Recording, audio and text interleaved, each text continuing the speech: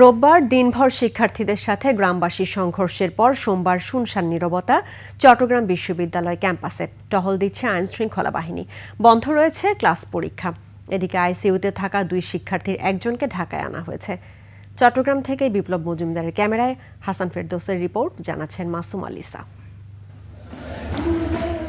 এক ছাত্রীকে হেনস্থা করার ঘটনাকে কেন্দ্র করে চট্টগ্রাম বিশ্ববিদ্যালয়ে ছাত্রদের সাথে স্থানীয় গ্রামবাসীর সংঘর্ষের পর ক্যাম্পাস জুড়ে শুনশান নীরবতা। টহল দিচ্ছে আইন শৃঙ্খলা বাহিনীর সদস্য।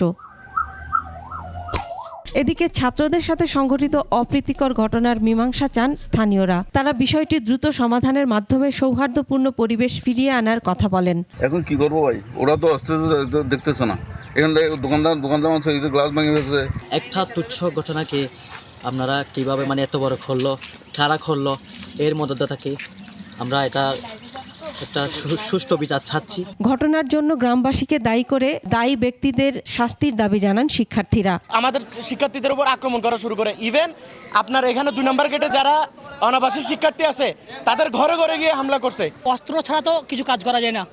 ওরা যাচ্ছি আমরা আঘাত করতে, বাট আমরা পারছি না, কারণ হচ্ছে আমাদের হাতে কোনো অস্ত্র নাই। অন্যদিকে বিশ্ববিদ্যালয়ের উপাচার্যের দাবি, ছাত্রলীগের ক্যাডাররা শিক্ষার্থীর ওপর হামলা চালিয়েছে। সহকারী প্রক্টর বলছেন, সংঘর্ষের পেছনে নাশকতা রয়েছে।